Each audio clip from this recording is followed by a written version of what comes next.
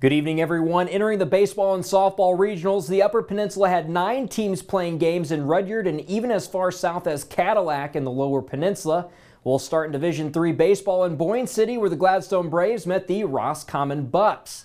Clay Cole, check this out, a diving catch in the second inning, and it's going to keep it scoreless here. Check him out. You're going to see him fly in from out of nowhere to make that catch out there. Bottom of the fifth now. How about Tyson Seymour leading off with a double to get some action going here, and he's going to get into second and tell his team, hey guys, we got to get me in here. And with one out in the same inning, how about Clay Cole, the suicide squeeze, and Seymour is able to score. It was 1-0. In the top of the sixth, the Braves turn an amazing double play, and Cooper gets the 1-2-3 7th inning for the 1-0 shutout victory. Let's head to the scoreboards.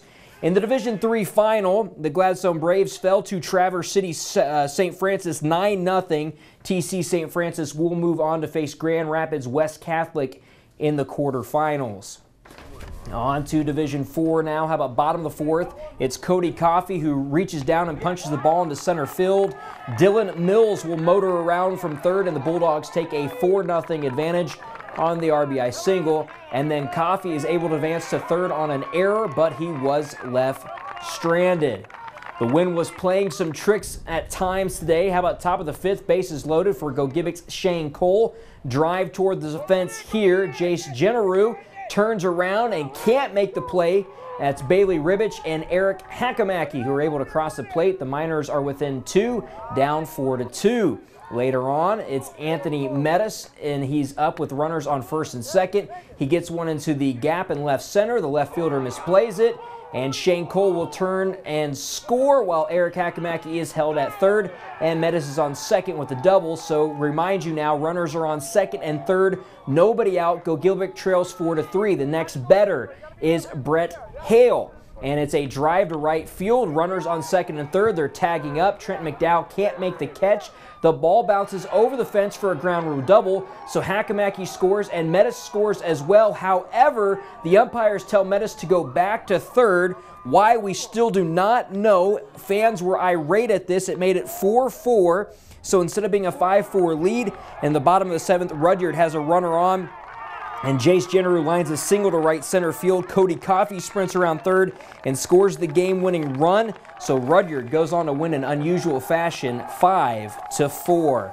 Let's head back over now to the Bark River Harris Broncos taking on the other Bulldogs here. In the bottom of the second, it's Sam Hill pitching for the Broncos. He gets Thomas Connor swinging at strike 3. On to the bottom of the fifth, though, Nathaniel Wandry is up with a couple runners on. It's a fly ball left field. The wind knocks it down for a single. It's misplayed by Ryan Arndt. Caden Blumke scores. Ronnie Lebrecht follows him moments later, and the Lower Peninsula Bulldogs grab a 4-0 advantage. Inland Lakes adds 2 more in the 6th inning on defense. They turned a couple good plays, and Inland Lakes blanks Bark River Harris 6-0.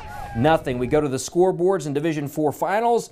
It was the first battle of the Bulldogs that we're going to see today. The Rudyard Bulldogs get the best, though, of Inland Lakes 5-2, and the Rudyard Bulldogs advance to the state quarterfinals in Gaylord. They will face the Gaylord St. Mary's Snowbirds on June 13th at 5 p.m. Eastern Time. Also in Legion baseball action today, the Marquette Blues Copper Country Flames met, and the Flames take Game 1 5-2. Blues win Game 2 15-4. Still at the scoreboards here, Division II softball, Escanaba Eskymos moving on. In their region semifinal, the Eskimos defeated Remus Chippewa Hills 2-0, and in the actual final of that, the Eskimos defeated Muskegon Oak Ridge 2-1. In the Division II quarterfinals, the Escanaba Eskimos will face Saginaw Swan Valley in a rematch of last year's quarterfinals. That game will be Tuesday, June 13th at 4 p.m. Eastern Time from Central Michigan University. In Division III softball, the Gladstone Braves advance as well. They beat Grayling 9-1 and Manistee 7-1 in the region final. And in their quarterfinal matchup, they'll face off with Grandville Calvin Christian. That game is Tuesday, June 13th from Petoskey with a noon Eastern start. We'll go to Division IV now, and one of the semifinals from Rudyard. Norway was the home team against the top-ranked Indian River Inland Lakes, top of the first. And Inland Lakes runners on second and third for Madison Milner. Hard grounder past the shortstop. Pamela Braun and Precious De Los Santos scores to give last year's state finalists a 2-0 lead. Bottom of the first, Chloe Mallory in the circle for Inland Lakes. Mallory strikes out leadoff batter Allie Shesky. Shesky wasn't alone in her struggles with Mallory. The potential first-team All-Stater struck out the first 11 hitters for the Knights, and Inland Lakes goes on to win 9-0. In the second regional semifinal, it was Rudyard against Ishpeming. Emma Blue started well for the Hematites, getting a strikeout here. Ishpeming had a 1-0 lead after 2.5 innings. Bottom of the third, Kayla Kokla bounces to short, mishandled. Madison Pruitt gets to second safely.